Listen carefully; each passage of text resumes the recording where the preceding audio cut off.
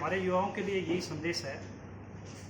Social media एक बहुत ही अच्छी चीज़ है अगर हम इसका सदुपयोग करें। इसके ऊपर जितने भी गलत आचरण के वीडियोज जो अपलोड किए जाते हैं उनको कोई भी ना देखे और ना शेयर करे, बल्कि इसके ऊपर हमारे देश के महान संतों ने जो विचार रखे हैं, आज पूरी देश और दुनिया के जो विचार हैं वो हमें सुनने का मौका मिला है, उसको मौके को ना चूकते हुए उसका फ़ायदा उठाने का प्रयास करें। प्रेरणा की अगर बात करें तो कहाँ से प्रेरणा मिली आपको इस पुस्तक को लिखने के लिए?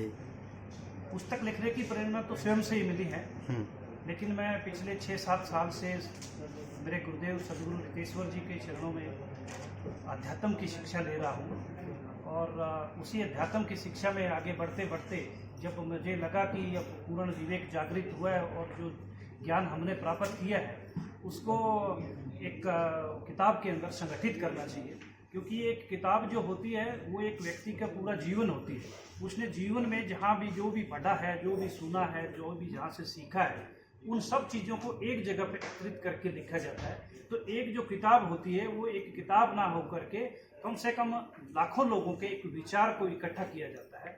तो उसी बात को मैंने सोच करके इस किताब में लिखा, ताकि मेरे साथ साथ में मेरे देश के बाकी लोग भी इससे प्रेरणा लेकर के और स्वयं की खोज के रास्ते पर चल सकें। मेटलिस्टिक लाइफ में कहाँ है ये जाएगा जी, मेटलिस्टिक लाइफ है, तो एस्थेटिक लाइफ में आपका किताब पढ़ने के लिए समय कहाँ है?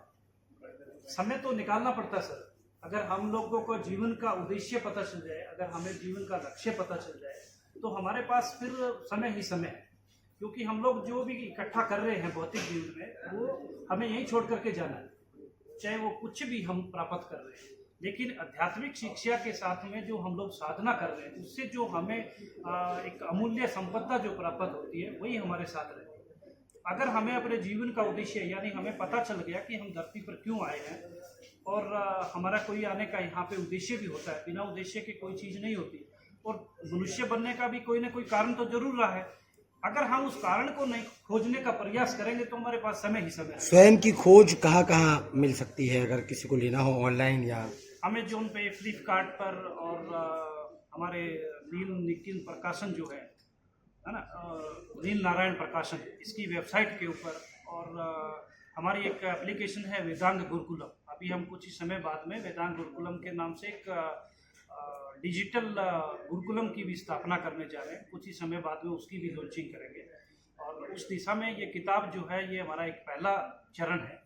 दूसरा चरण वेदांग गुरुकुलम रहेगा, उसके बाद में हम लोग एक गौशाला का निर्माण भी करेंगे। इस हिसाब से ये एक आध्यात्मिक यात्रा है जो हमारे युवाओं की चेतना को ऊपर उठाने के लिए एक मिशन का कार्य है। ठीक, थैंक यू।